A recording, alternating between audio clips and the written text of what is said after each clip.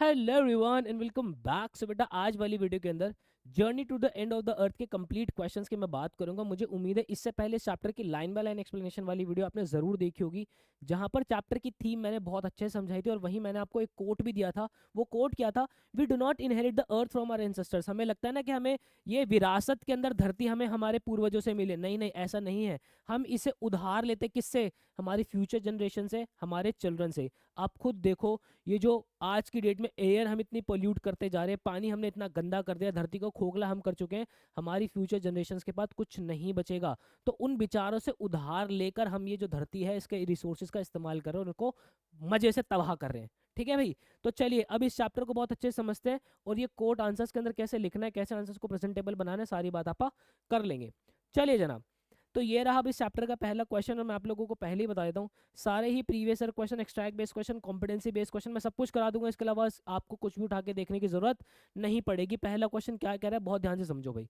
कहता है तिशानी दोषी after her transformative experience in Antarctica, जब वो अंटार्कटिका हमारे तिशानी दोषी जाती हैं तो उनके जो एक्सपीरियंस होता है बिल्कुल ही ट्रांसफॉर्मेटिव होता है, मतलब कि उनके विचार नेचर को लेके बिल्कुल ही बदल जाते हैं। Understands the importance of environmental awareness, वो जो कि एनवायरमेंट के प्रति अवेयर होना कितना जरूरी है उसकी इंपॉर्टेंस समझ जाती है हमारे Tishani Doshi ji. Responsible stewardship and proactive efforts to combat climate change for the preservation of the planet. ठीक है, हमें बस यही बताना है कि उनका ट्रांसफॉर्मेशन जो होता है उसको हमें जस्टिफाई करना है कि उनके विचार कैसे बदलते हैं, उन्होंने क्या देखा, वो सारी बातें अपन को यहाँ पे लिखनी है। ठीक है, तो आफ्टर विजिटिंग अंटार्कटिका, जब अंटार्कटिका हमारी कौन पहुंचते, तिशानी दोषी जी पहुंचती है। Understand why it is important to protect the environment and stop climate change. वो अंडरस्टैंड करती है कि हमें जो है हमारे एनवायरमेंट को प्रोटेक्ट करने की क्यों जरूरत है और ये क्लाइमेट चेंज जो हमारा हो रहा है, इतनी तेजी से जो बदल रहा है क्लाइमेट, उसको रोकने की कितनी ज्यादा जरूरी है। देखो, in journey to the end of the earth she sees that Antarctica is very clean. इस चैप्टर के अंदर हमारी तिशानी दोषी जी क्या देखते हैं कि अंटार्कटिका बहुत ही ज्यादा साफ है एंड पीसफुल प्लेस है, but it is also very delicate, वो बहुत ही नाजुक भी है। कौन? हमारा Antarctica. Even a small rise in temperature can melt the ice and increase the sea levels, जो कि हल्का सा भी अगर टेम्परेचर का बढ़ जाता है वहां पे तो जो ग्लेशियर्स है वो बहुत ज़्यादा मेल्ट हो जाते हैं और सी का जो लेवल है वो बढ़ जाएगा। और अगर सी का लेवल बढ़ गया तो ये पूरी जो धरती है वो सब समुद्र के अंदर ही समा जाएगी। This can flood cities and harm plants, ये जो कि है सिटीज के अंदर फ्लड लेकर आ सकती है, पौधों को नुकसान पहुंचा सकती है, एनिमल्स को नुकसान पहुंचा सकती है, and human all over the world, संसार के अंदर जितने भी ह्यूमंस हैं सबको जो है नुकसान पहुंचा सकते हैं। इसलिए हल्का सा भी जो है टेम्परेचर के अंदर जो अगर बढ़ता है धरती का, तो अंटार्कटिका को सबसे ज्यादा अफेक्ट होता है। अंटार्कटिका अगर अफेक्ट होता है तो ग्लेशियर्स मेल्ट होता है, ग्लेशियर्स मेल्ट होता है तो सी लेवल बढ़ता है, सी लेवल बढ़ता है तो फ्लड आते हैं, प्लांट्स को नुकसान पहुंचता है, एनिमल्स को नुकसान पहुंचता है और ह्यूमंस को भी नुकसान पहुंचता है। तो चीजें आपस में इंटरलिंक्ड है। ये कौन फील कर जाती है? ये ट्रांसफॉर्मेटिव अवेयरनेस किसको मिलती है? तिशानी दोषी जी को। कहाँ मिलते हैं? अंटार्कटिका के अंदर जाके मिलते हैं। वो रियलाइज करती है कि कैसे सारी चीजें जो है आपस में इंटरलिंक्ड है। ठीक है बेटा, नीचे देखो क्या लिखा है। She learns that human activities like pollution and burning fuels are damaging the earth. वो वहां पे जाके ये सीखती है कि जो ह्यूमन की एक्टिविटीज, जैसे कि हम जो पोल्यूशन हम कर रहे हैं, हमारे फ्यूल्स हम जो जला रहे हैं, ये अर्थ को एक्चुअली में बहुत ज्यादा डैमेज कर रहा है। Antarctic is now a warming is now a warning for us. Antarctic जो है वो अब एक तरीके का हमारे लिए वार्निंग सिग्नल है, because it shows how fast climate change is happening. वो हमें ये दिखाता है कि कितना तेजी से जो है क्लाइमेट चेंज अब बढ़ता जा रहा है। This makes a realise that human must act responsibly, जिससे हमारे तिशानी दोषी जी को ये रियलाइज होता है कि ह्यूमंस को जो है बहुत ही रिस्पॉन्सिबली एक्ट करना चाहिए and take care of nature, nature का जो है वो देख रेख करनी चाहिए। The lesson teaches us that we must have to save this planet. ये चैप्टर हमें ये सिखाता है कि हमें इस प्लानट को जो है बचाने की जरूरत है फॉर फ्यूचर जनरेशन, हमारी फ्यूचर जनरेशन के लिए, क्योंकि we do not inherit the earth from our ancestors, we borrow it from our children. हम हमारे बच्चों से इसको उधार लेते हैं। Therefore Tishani Doshi journey makes her aware of the need to protect the environment. जो कि तिशानी दोषी जी की जो जर्नी थी वो उन्हें अवेयर करते हैं कि हमें प्लानट को बचाने की जरूरत है। क्लियर है बेटा? चलिए नेक्स्ट क्वेश्चन हमारा क्या कह रहा है। How did Tishani Doshi visit to Antarctica as a part of students on the ice program make her realise the importance of preserving the earth. ये जो जिस प्रोग्राम में गई थी students on the ice program, उनको कैसे रियलाइज होता है कि हमें अर्थ को जो है बचाने की जरूरत है। सेम क्वेश्चन है जो भी हमने किया है, मैंने सेम ही आंसर लिखा है। देखोगे अगर आप दोनों के आंसर्स, मैंने दोनों के आंसर्स बेटा बिल्कुल सेम ही लिखे हैं कि भाई पोल्यूशन जो है वो बहुत हम कर रहे हैं, फ्यूल्स जो हम को जला रहे हैं, इससे धरती जो है बहुत पोल्यूट हो रही है, क्लाइमेट का टेम्परेचर जो है बढ़ता जा रहा है। ये सारी बातें मैंने बिल्कुल सेम ही लिखी है, उसके अंदर आप देख भी सकते हो। ठीक है, तो इंपॉर्टेंस आपको समझ में आ जाएगी। चलिए भाई, नेक्स्ट क्वेश्चन हमारा क्या कह रहा है, in that short time we have manage to create quite ruckus. ठीक है, रकस का मतलब होता है जो डिस्टर्बेंस, जो डैमेजेस हम कर रहे हैं। तिशानी दोशी जी चैप्टर के अंदर बोल रहे हैं ना कि ह्यूमन तो बहुत ही छोटे टाइम के लिए अभी धरती पे आया है ना, धरती तो बहुत पहले से है। इस छोटे टाइम पीरियड के अंदर हम जो है बहुत ज्यादा रकस कर चुके, मतलब कि तबाही मचा चुके हैं। What does Tishani Doshi refer by ruckus, ruckus का मतलब क्या है? By the word ruckus Tishani Doshi mean damaging and disturbances caused by humans to the earth. जो डैमेज, जो डिस्टर्बेंस हमने अर्थ को पहुंचाई है, उसका मतलब है क्या उसको बोला गया है रकस, जो कि शॉर्ट पीरियड ऑफ टाइम के अंदर हमने कहा है। In journey to the end of the earth, इस चैप्टर के अंदर she explains that human have lived on earth for a very small period. इस चैप्टर के अंदर तिशानी दोशी जी ने हमें बताया कि धरती पे इंसान तो बहुत ही छोटे टाइम के लिए आया है, but in this short time we have polluted the air. इस शॉर्ट टाइम के अंदर हम जो है एयर को पोल्यूट कर चुके हैं, ग्लेशियर्स को मेल्ट कर चुके हैं, फॉरेस्ट को कट कर चुके हैं, और एनिमल्स को हार्म हम पहुंचा चुके हैं। We have disturb nature's balance, हम नेचर का जो बैलेंस है, जो तालमेल आपस में, जो नेचर ने आपस में खुद को जो बैलेंस कर रखा है, वो हम डिस्टर्ब कर चुके हैं थ्रू ग्लोबल वार्मिंग। किसके थ्रू? ग्लोबल वार्मिंग और क्लाइमेट चेंज के through. When she visits Antarctica, जब वो अंटार्कटिका पहुंचती है, she realizes how peaceful and pure nature is there। वो ये रियलाइज करते हैं कि कितना शांत और कितना प्योर हमारा नेचर है, and how human actions can destroy even such clean place. और वो ये रियलाइज करते हैं कि ह्यूमन के एक्शंस जो है इतने साफ सुथरे प्लेस को कैसे तबाह कर सकते हैं। This makes her understand that human have created chaos on earth, जिससे वो उनको ये रियलाइज होता है कि ह्यूमन जो है वो धरती पे बिल्कुल क्योस मचा चुका है, इंस्टेड ऑफ प्रोटेक्टिंग इन। उनको धरती को बचाने की जगह धरती पे वो जो है बहुत ज़्यादा क्योस कर चुका है। The line reminds us that we must change our behaviour and take care of nature. ये लाइन हमें रिमाइंड कराती है कि हमें जो है हमारे बिहेवियर को चेंज करना पड़ेगा और हमारे नेचर की जो है देख रेख करनी पड़ेगी, क्योंकि we do not inherit the earth from ancestors, we borrow it from our children. हम इसको जो है हमारी धरती को हमारी जो फ्यूचर जनरेशन है उनसे उधार पे लेते हैं। क्लियर है बेटा? वही कोट में बार बार जो है वो लिखे जा रहा हूँ। चलिए, नेक्स्ट हमारा क्या कह रहा है, according to Tishani Doshi in journey to the end of the earth, man supremacy over nature is responsible for the problem we face today. जो कि हमें लगता है ना कि जो इंसान सुपर अपने आप को जो पावरफुल समझता है नेचर से ज्यादा, है ना, तो जो मैन की जो सुपरमेसी है, जो आज हम प्रॉब्लम्स फेस कर रहे हैं इस धरती पे, वो मैन की सुपरमेसी की वजह से ही है ना। हमें जो है वो अपना आंसर लिखना है, एविडेंस हमें जो है चैप्टर के हिसाब से देने हैं। देखो भाई, in the lesson Tishani Doshi explains that human believe they can control nature. इस चैप्टर के अंदर हमें तिशानी दोषी ये सिखाना चाह रहे हैं कि ह्यूमन को लगता है कि वो नेचर को कंट्रोल कर लेंगे। बिकॉज ऑफ दिस थिंकिंग, इस सोच की वजह से पीपल कट फॉरेस्ट, वो फॉरेस्ट को कट करते हैं, फॉसिल फ्यूल्स को जलाते हैं, हवा को पोल्यूट करते हैं, एनिमल्स को हार्म करते हैं, विदाउट केयरिंग अबाउट फ्यूचर, अपनी फ्यूचर को बिना सोचे समझे। She says that human have lived earth और for a very short time. वो हमें ये भी बताती हैं कि ह्यूमन तो धरती में बहुत ही शॉर्ट टाइम से रह रहा है, but we have created a lot of damage. इस शॉर्ट टाइम के अंदर भी हमने जो है बहुत ज़्यादा धरती को डैमेज पहुंचा दिया है। This shows how man's dominance over nature can disturb the natural balance. ये हमें ये सिखाता है कि जो मैन का डोमिनेंस है नेचर के ऊपर, वो कितना जो है नेचुरल बैलेंस को डिस्टर्ब कर चुका है। During her visit to Antarctica, Antarctica जब तिशानी दोषी जी जाती है उस विजिट के दौरान, she learn that even small changes caused by human can melt ice. वो ये सीखती हैं कि छोटे छोटे बदलाव भी ह्यूमंस के द्वारा अगर जो होते हैं, उससे आइस जो है मेल्ट हो सकती है और उससे सी लेवल्स जो है वो बढ़ सकते हैं। This can lead to floods and climate change, जिसकी वजह से जो है फ्लड आ सकते हैं, क्लाइमेट चेंज आ सकता है। कहाँ पे? पूरे संसार के अंदर। Antarctica acts like a warning that nature cannot tolerate unlimited human interference। ठीक है, जो अंटार्कटिका एक वार्निंग की तरह हमें जो है वो एक हमें सिग्नल देता है, कि हमें वार्निंग देता है कि भाई नेचर जो है ये अनलिमिटेड ह्यूमन इंटरफेरेंस जो हो रही है ना नेचर के अंदर, ये नेचर उसको बहुत लंबे समय तक टॉलरेट नहीं करेगा। ठीक है, the lesson reminds us that human must respect nature. ये लेसन हमें ये सिखाता है कि ह्यूमंस को नेचर को जो रिस्पेक्ट करने की ज़रूरत है, and live in harmony with it, और उसके साथ तालमेल मिला के रहने की ज़रूरत है, उसको तबाह नहीं करना है हमें। Because we do not inherit the earth from our ancestors, we borrow it from our children. क्योंकि हम बच्चों से इसको उधार लेते हैं, हमें ये पूर्वजों से विरासत में नहीं मिली है। ठीक है, बात आ रही समझ में? चलिए, नेक्स्ट हमारा क्या कह रहा है भाई question, how was the students eyes on the programme significant in giving an awakening call to the younger generation. देखो, student eyes on the programme जो है वो यंगर जनरेशन को एक जगाने वाली प्रोग्राम है। क्यों? उसको हमें उसकी इंपॉर्टेंस हमें बतानी है। बेसिकली हमें स्टूडेंट ऑन आइस प्रोग्राम की इंपॉर्टेंस बतानी है। The student on ice program was important because it help younger generation understand how serious the problem of climate change is. क्योंकि ये जो है बच्चों को समझने में मदद करता है, जो यंगर जनरेशन होती है, कि जो क्लाइमेट चेंज की प्रॉब्लम है वो कितनी ज़्यादा जो है सीरियस है। बचपन के अंदर अगर हम किसी चीज़ को फेस करते हैं तो वो बातें हमारे दिमाग के अंदर लंबे समय तक रहती है, और यही जो फ्यूचर, ये जो हमारी फ्यूचर जनरेशन है, यही आगे जाके पॉलिसी मेकर्स बनते हैं। ठीक है, इसलिए जो है ये इनका जो है स्टूडेंट्स ऑन आइस प्रोग्राम जो है यंगर जनरेशन के लिए इंपॉर्टेंट है। In Journey to the End of the Earth, Ishani Doshi explains that this program took student to Antarctica। जो हमें ये पता चलता है कि इस प्रोग्राम में बच्चे एंटार्क्टिका जाते हैं, so they could see nature closely, so that वो नेचर को बहुत ही क्लोजली जो है फील कर सकें।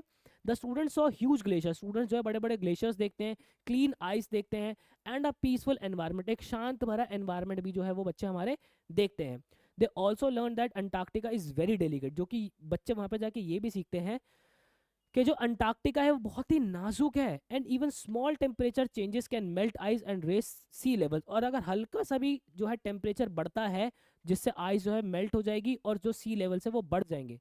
By seeing all this with their own eyes, अपनी आंखों से खुद देखने के बाद जो स्टूडेंट्स हैं, the students understood how human activities like pollution and global warming are harming the earth. बच्चों को ये समझ में आता है कि जो ह्यूमन की एक्टिविटीज़ है, जैसे कि पॉल्यूशन हो गया, ग्लोबल वार्मिंग हो गया, ये सब अर्थ को कितना ज़्यादा हार्म जो है वो पहुंचा रहे हैं।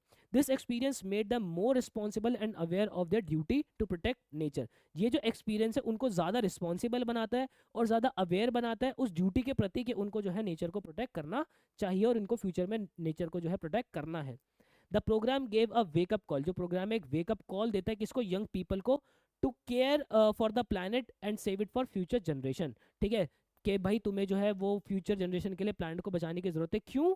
क्योंकि हम इससे, हमें ये धरती जो है वो हमारे पूर्वजों से उधार क्या कहते हैं, विरासत में नहीं मिली है, हम इसे हमारे बच्चों से, हमारी फ्यूचर जनरेशन से उधार पे लेते हैं।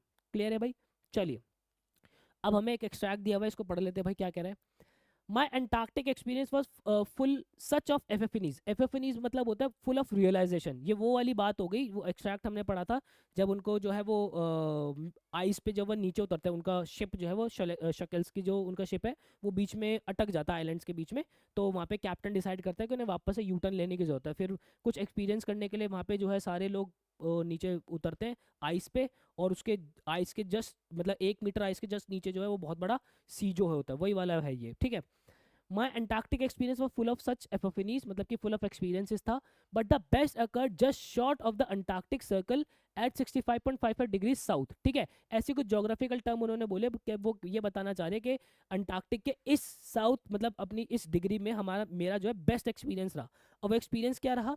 The Shokalskiy had manage to wedge herself into a thick wide stretch of ice between peninsula and Tadpole Island. देखो, जो उनका शकल्स्की शिप होता है वो फंस जाता है पेनिनसुला और टैडपोल आइलैंड के बीच में, which was preventing us from going any further, जिसकी वजह से वो आगे जो है वो नहीं जा पा रहे थे, मतलब कि अंटार्कटिका के अंदर वो आगे नहीं जा पा रहे थे। The captain decided we were going to turn around and head back. तो कैप्टन डिसाइड करता है कि अब जो है वो वापस से वहां पे मुड़ जाएंगे। बट बिफोर वी डिड, वो करने मुड़ने से पहले we were all instructed to climb down the gangplank and walk on the ocean. उन सबसे को जो है कहा गया, उन सबको इंस्ट्रक्शंस दिए गए कि आप जो गैंग प्लैंक होता है आपका, जो शिप का ऐसा सीढ़ी सी होती है ना जिसे उतर के नीचे आते हैं, कहते हैं गैंग प्लैंक से आप सब नीचे उतरो और अपना यहाँ पे मस्त वॉक करो। ठीक है, ओशन के ऊपर वॉक करो आप। ठीक है, so there we were all 52 of us, वो लोग 52 लोग थे, kitted out in Gore-Tex and glares. ठीक है, वो गोटेक्स एक तरीके की उनके जैकेट टाइप हो गई, गोटेक्स पहनते हैं, ग्लेयर्स पहनते हैं वो लोग, और walking on stark whiteness that seem so spread out forever. और वो जो एक वाइट कलर की जो है, वाइट कलर की मतलब आइस पे वो चल रहे थे, जो कि बिल्कुल चारों तरफ बिछी हुई जो है वो दिख रही थी।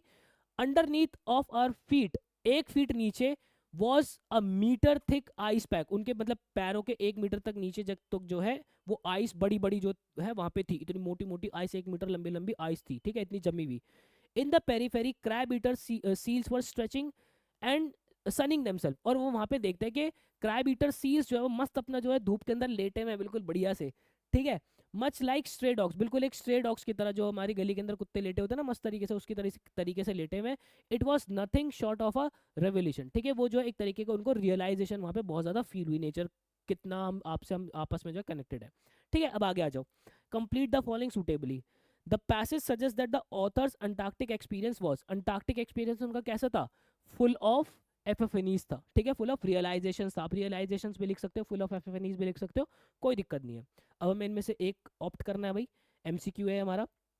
The Shokalskiy was wedge into a thick stretch of ice, as a result captain क्या करते हैं, जब उनका शकेल्स्की फंस जाता है तो कैप्टन क्या करते हैं, फेल्ट फ्रस्ट्रेटेड, वो फ्रस्ट्रेट फील करते हैं, नाना बिल्कुल नहीं। डिसाइडेड टू सर्ज अहेड, आगे जाने की वो जो डिसाइड करते हैं, आगे तो जा ही नहीं पा रहे थे, ठीक है भाई। Remain there till the ice melted, वो जो है आइस मेल्ट होने तक का इंतजार करते हैं, आइस तो मेल्ट होगी नहीं वहाँ पे अंटार्कटिका के अंदर हो भाई, तो क्या करते हैं वो डिसाइड करते हैं कि भाई उन्हें वापस लेना है, तो ऑप्शन नंबर 4 अपना करेक्ट आंसर होगा। चलिए भाई नेक्स्ट हमारे चलते हैं।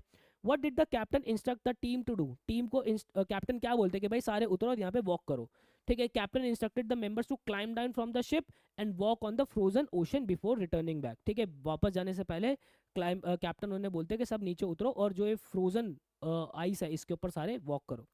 Y does the writer describe what happens as an epiphany, जो राइटर है वो क्यों बोलते हैं कि जो भी हुआ वो एक एफएफएनी है, मतलब कि रियलाइजेशन है। The writer calls is an epiphany because it gave her sudden and powerful realisation, उनको एक सडन और पावरफुल रियलाइजेशन होता है about the beauty and purity of nature. किसके बारे में, नेचर की जो प्योरिटी और नेचर की जो ब्यूटी है उनके बारे में उनको सडन पावरफुल रियलाइजेशन जो है वो होता है।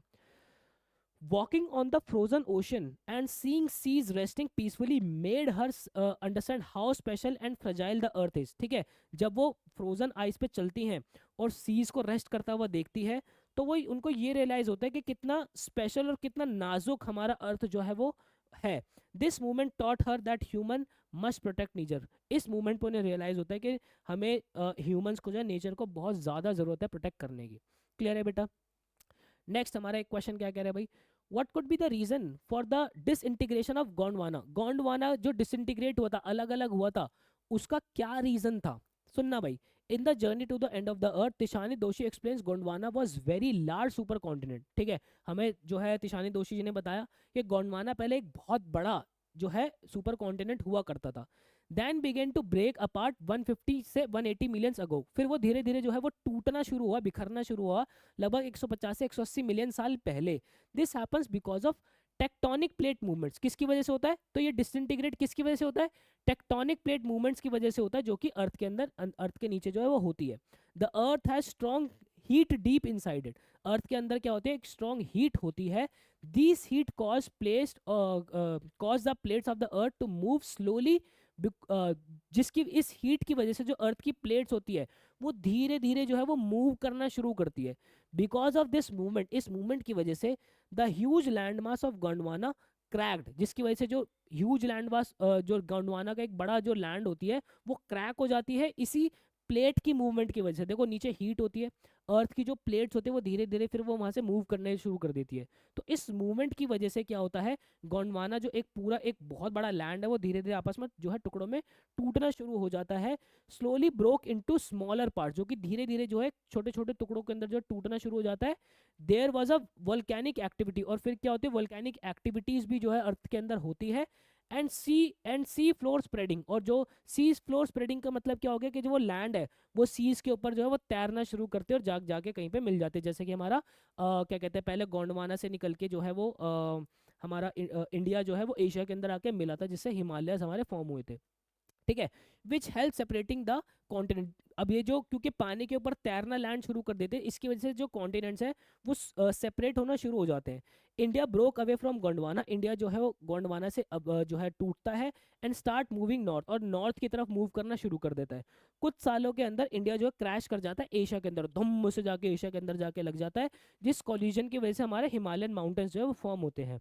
The breaking of Gondwana finally creates continents like Africa, ये जो गोंडवाना जो टूटा है इसी की वजह से जो कॉन्टिनेंट्स है जैसे कि अफ्रीका हो गया, साउथ अमेरिका हो गया, अंटार्कटिका हो गया, ऑस्ट्रेलिया हो गया और ये इंडिया हो गया, ये सब जो है वो बने हैं। This lesson reminds us that earth keeps changing, ये लेसन हमें ये सिखाता है कि अर्थ बिल्कुल ही अपने बदलता रहता है। भाई हो सकता है कि 100 150 या पता नहीं 500 साल के अंदर अर्थ क्या रूप ले ले, है ना, कुछ भी हो सकता है ना, पहले कहाँ से हम यहाँ तक आ गए कि भाई कॉन्टिनेंट्स आपस में टूट गए, अब पता नहीं और क्या हो जाए। ठीक है, आगे वी मस्ट प्रोटेक्ट इट, हमें इसे प्रोटेक्ट करने की जरूरत है, because we do not inherit the earth from our ancestors, क्योंकि हम जो है हमारे एंसेस्टर्स से हमें ये विरासत में नहीं मिली है, हम इसको हमारे फ्यूचर जनरेशन से, हमारे फ्यूचर के बच्चों से उधार पे लेते हैं धरती को। ठीक है, ये कोट अपने दिमाग के अंदर लिख लो, एग्जामिनर बहुत इंप्रेस हो जाएंगे आपसे। चलो भाई आगे चलते हैं। नेक्स्ट क्वेश्चन हमें क्या कह रहा है, what makes Tishani Doshi write that she felt as if she was walking on the giant ping ball। ठीक है, जब हमारी अंटार्कटिका के अंदर तिशानी दोशी जी जाती है तो वो ऐसा क्यों लिखती है कि उन्हें ऐसा लग रहा है कि एक बहुत बड़ी पिंग पोंग बॉल के अंदर जो है वो वॉक कर रही है। वो ऐसा इसलिए कहती है, everything around her in Antarctica was white, सब कुछ उनके आसपास क्या था, वाइट था, राउंड था और एंडलेस था, बिल्कुल ही दूर दूर तक वो एंडलेस जो है चीज़ें उनको दिख रही है। मतलब दूर से जब हम चीज़ देखते हैं तो हमें ऐसा लगता है ना कि वहाँ से चीज़ें मुड़ रही होंगी, तो चारों तरफ वाइट वाइट उन्हें दिख रहा है, तो उनको ये लगेगा भाई एक वाइट कलर की पिंग पोंग बॉल के अंदर वो आ चुकी है। ठीक है, in the journey to the end of the earth, इस चैप्टर के अंदर she describes how the land, वो ये बताती है कि कैसे जो लैंड है, जो आइस है, जो स्काई है, and all look the same, कैसे ये सारी चीज़ें बिल्कुल सेम ही लगती है। ठीक है, धरती भी सेम लग रही है, स्काई भी सेम लग रहा है, ठीक है, बर्फ भी सेम लग रही है, सब कुछ सेम ही लग रही है। देयर वर नो ट्रीज, वहाँ पे कोई ट्रीज नहीं है, कोई बिल्डिंग्स नहीं है, कोई कलर्स नहीं है, only bright white ice everywhere, जहाँ पे हर तरफ क्या है, सिर्फ और सिर्फ वाइट आइस ही है। This made her feel small, जिसकी वजह से वो बहुत ही अपने आप को छोटा फील करती है, बहुत ही सराउंडेड फील करती है, and inside a huge white space, और अपने आप को एक बड़े वाइट स्पेस के अंदर फील करती है, just like being inside a ping pong ball, ठीक उसी तरीके से कि वो एक पिंग पोंग बॉल के अंदर है। This strange and beautiful experience, ये जो बिल्कुल स्ट्रेंज मतलब कि ऐसा हो गया कि पहले कभी नहीं हुआ, और एक जो खूबसूरत एक्सपीरियंस है, help her understand how pure and fragile nature is, जिनको इस एक्सपीरियंस की वजह से उन्हें ये फील होता है कि हमारा नेचर जो है वो कितना नाजुक है और कितना प्योर है। It reminds her that we must protect the earth, जिससे उनको ये याद आता है कि भाई हमें जो है धरती को बचाने की बहुत ज़्यादा ज़रूरत है, क्योंकि हमें ये धरती जो है विरासत में हमारे एंसेस्टर से नहीं मिली है, हमने ये जो है हमारी फ्यूचर जनरेशन से उधार ली है। क्लियर है बेटा? चलो नेक्स्ट हमारा क्या कह रहा है, my Antarctic experience was full of such epiphanies, उनका जो अंटार्कटिक एक्सपीरियंस था वो पूरा का पूरा क्या था, रियलाइजेशंस पे बेस्ड था, कि भाई उनको बहुत कुछ रियलाइज हुआ है वहाँ पे। सेज तिशानी दोषी जी ये बात कहती है, which experience does she consider the best and why, कौन सा एक्सपीरियंस वो अपना बेस्ट मानती है और क्यों मानती है। भाई एक्सपीरियंस उनका बेस्ट क्यों था, कौन सा था कि शोकेल्स्की उनका अटक गया था और कैप्टन उनको बोलता है कि आप सारे जो है स्टेप डाउन कर जाओ, है ना, और सारे जो है वहाँ पे वॉक करो। तिशानी दोषी जी जो है वॉक करती है, क्रैब ईटर सील्स को जो है रेस्ट करता हुआ देखती है वहाँ पे, और ये जो स्पेशल फीलिंग थी उनको जो है सडन रियलाइजेशन होती है, और वो ये रियलाइज करते हैं कि हमारा नेचर कितना ब्यूटीफुल है, कितना प्योर है और कितना फ्रेजाइल है, और हमें इसको जो है बचाने की ज़रूरत है। क्यों?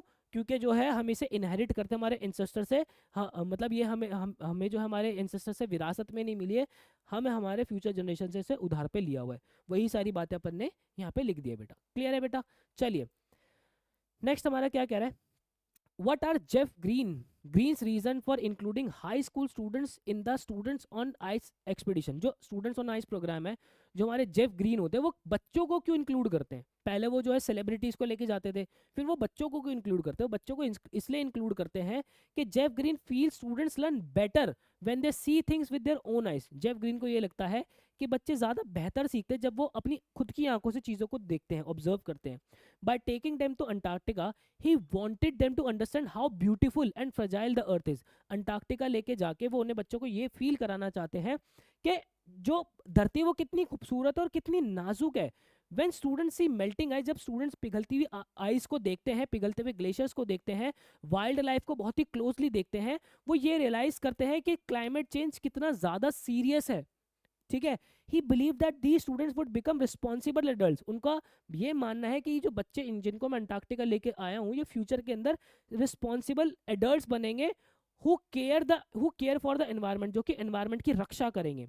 आफ्टर दिस एक्सपीरियंस, इस एक्सपीरियंस के बाद दे वुड स्प्रेड अवेयरनेस, ये बच्चे जो है अवेयरनेस फैलाएंगे किसके बारे में, नेचर के बारे में, and inspire others to protect nature, और दूसरों को इंस्पायर भी करेंगे कि हमें नेचर को प्रोटेक्ट करने की बहुत ज़्यादा ज़रूरत है। In this way the programme creates future leaders who respect the planets. इस तरीके से जो प्रोग्राम है फ्यूचर लीडर्स बनाता है जो कि प्लैनेट्स की रिस्पेक्ट करेंगे। ठीक है, Jeff Green wanted students to learn that the earth is not just for today. Jeff Green बच्चों को ये सिखाना चाहते हैं कि धरती सिर्फ आज के लिए नहीं है, बट फॉर टुमारो टू, ये कल के लिए भी है, क्योंकि we do not inherit the earth from our ancestors. हमें ये विरासत के धरती हमें विरासत के अंदर नहीं मिली है, हम इसे हमारी फ्यूचर जनरेशन से अभी उधार पे लेके इस्तेमाल कर रहे हैं। ठीक है भाई, क्लियर है। चलिए नेक्स्ट हमारा क्या है, फाइटोप्लैंक्टन्स क्या होते हैं और ये जो हमारे इकोसिस्टम के लिए कितने क्यों जरूरी है। फाइटोप्लैंक्टन जो है छोटे माइक्रोस्कोपिक प्लांट होते हैं जो कि सी के अंदर पाए जाते हैं। फाइटोप्लैंक्टन बिल्कुल सिंगल सेल ऑर्गेनिज्म होते हैं, चैप्टर के अंदर हमने पढ़ा था।